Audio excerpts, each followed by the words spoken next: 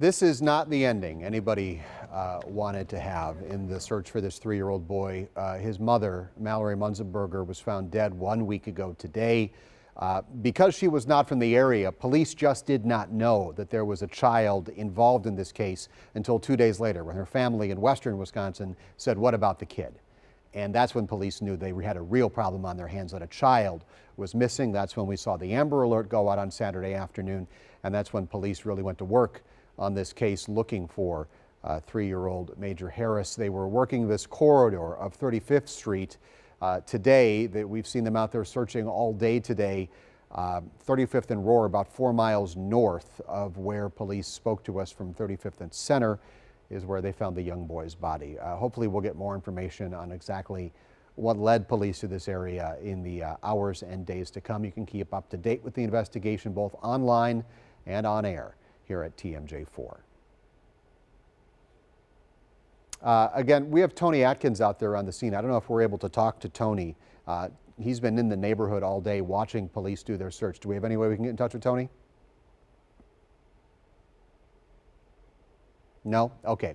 Once again, a tragic search in the end for missing 3-year-old Major Harris. Milwaukee police say his body was found this afternoon, 35th and Roar, just a couple miles north of an area where police had been spending a lot of effort today running down leads.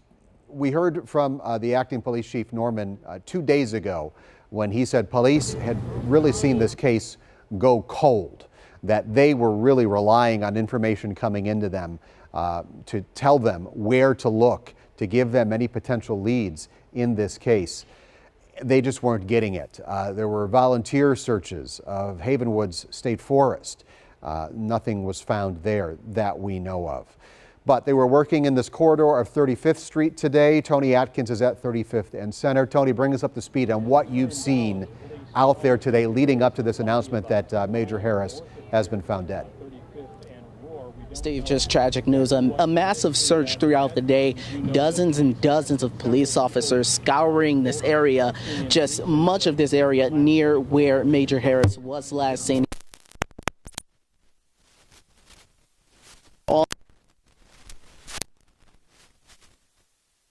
Was out here as well, just going through dumpsters, going through vacant houses, police getting in every crevice, trying to make sure that this was the right area. Now, police say they got credible tips that led them to this neighborhood, but obviously Roar, 35th and Roar, where Major was found, that's what police announced today. You know, they said they had credible tips coming in, and it led them to this area. And then they got new information, and police searched over there. They taped things off. But here on 35th and Center, massive scene. And just minutes ago, as you saw there, the chief just giving an update on this investigation. The father, obviously, very heartbroken. There were moments of frustration as we all walked through the streets, just basically, you know, holding out hope. You know, the father just wanted some closure, even if he wouldn't have found Major alive, which what turned out to be the case today. The father, you know, just traveling, saying he wasn't going back to West Virginia until he knew what was happening with his son. Today, he finally got that closure. I tried giving him a call a few minutes ago. He didn't pick up. Understandably, I also spoke with Tori Lowe, who's working with the family, consoling him and representing him. I have yet to hear back from Tori, but again, just a massive scene. Things have cleared out. You can see the command post right over my shoulder, but just tragic news.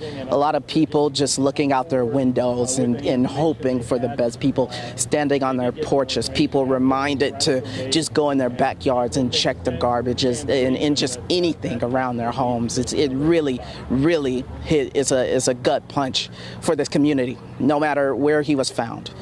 People here dejected as this news came out, people disappointed, standing just feet away from where this press conference was happening, behind the press, asking questions of their own. A lot of people want to know what exactly happened. I had asked Chief Norman some questions regarding, you know, how they got to the point. How did they get the tip that led them here? Was it one of the 6 people that were arrested over the past few days? The chief said, obviously, this investigation is still ongoing. Throughout the day, we learned that MPD, they have 2 people currently in custody for Mallory Munzenberger's murder. We got updates on that investigation, which is separate from Major Harris's disappearance. But again, now Major Harris has been recovered, some closure for the family.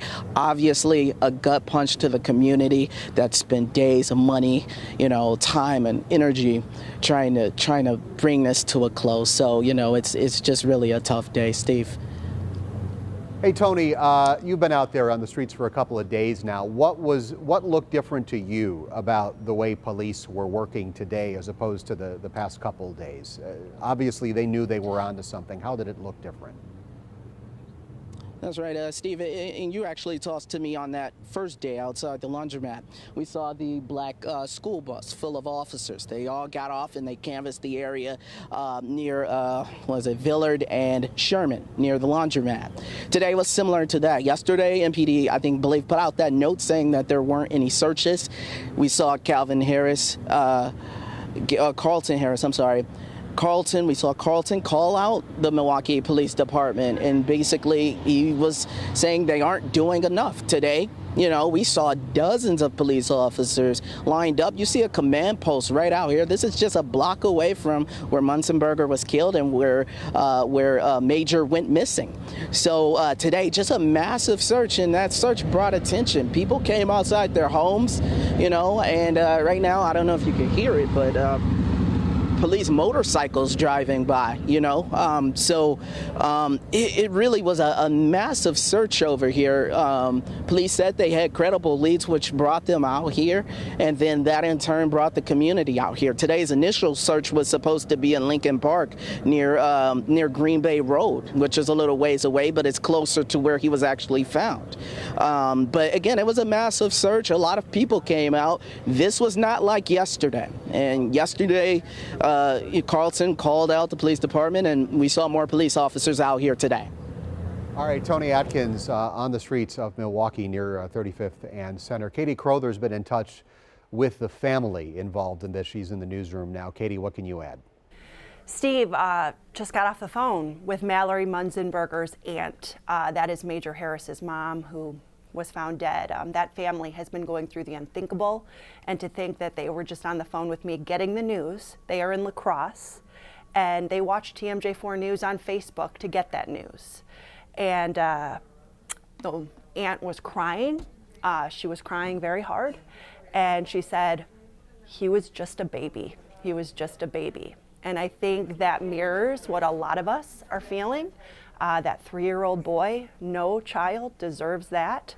But I've been in close contact with the family today. Mallory Munzenberger's family, her parents, her immediate family in La Crosse really helped raise Major.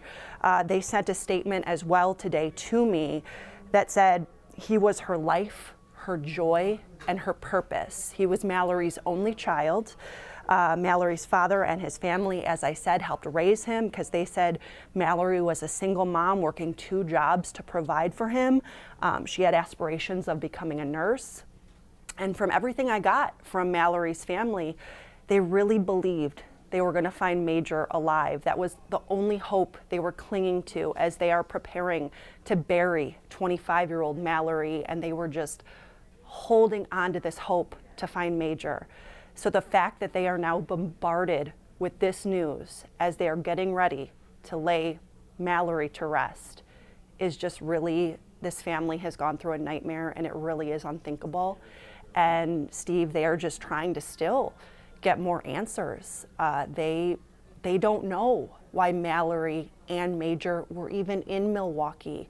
According to the family, the last contact Mallory had with her dad, she had said she was on her way to Madison. And the last thing she said to him was, I love you. And they wish that they had the chance to say that to her now. They also wish now that they could say that to little Major. They never dreamed they wouldn't be able to see him again. And they are just trying to now figure out, as Tony said, police are still investigating, not releasing a ton of details yet on suspects or who is tied to this. It's still a big investigation, but Mallory's family in La Crosse is waiting on every word because Mallory and that baby were a big part of their life, and they are devastated. They said they were not going to be able to rest until Major was found, but this is not the news they wanted today. Steve. I am so sorry you had to break the news to them. This is not the ending any of us following this over the last week have wanted to report. Katie Crowther, thank you so much.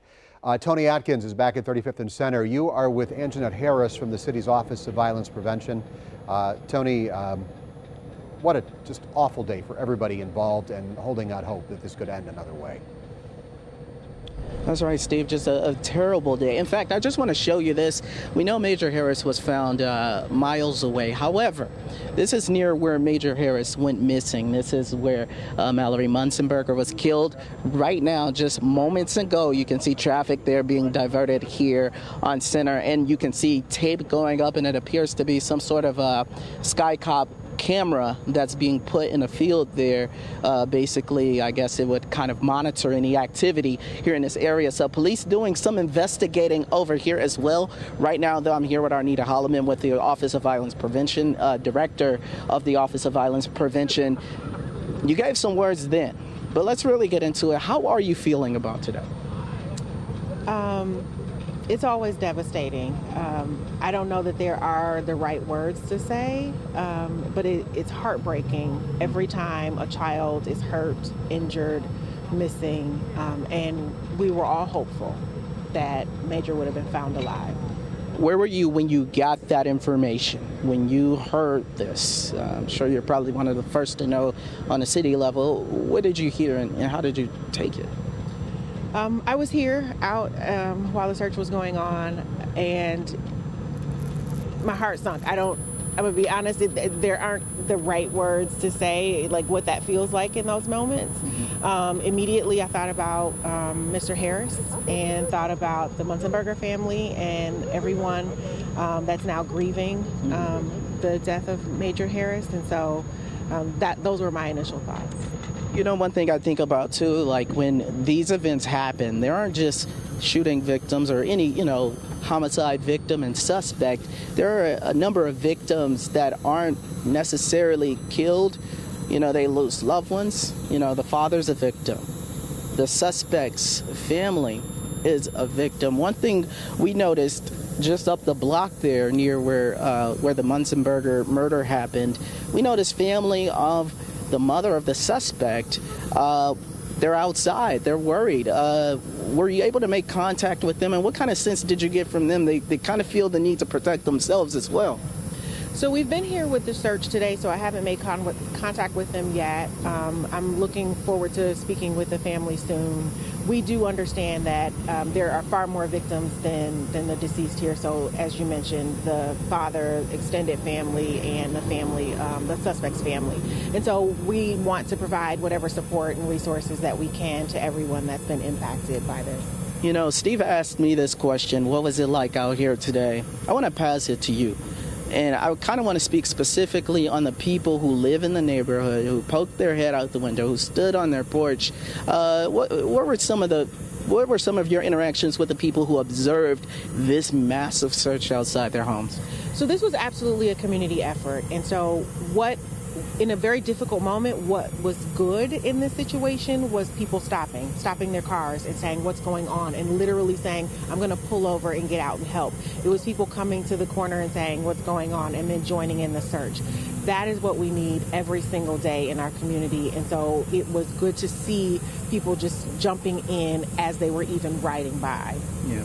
And last question, just more of a public service. Obviously, there are still many more, the police continue to investigate this situation. But in terms of like domestic violence situations, we want to know if people are in relationships, what can they do to get help so, situations similar to this just don't occur in our city anymore.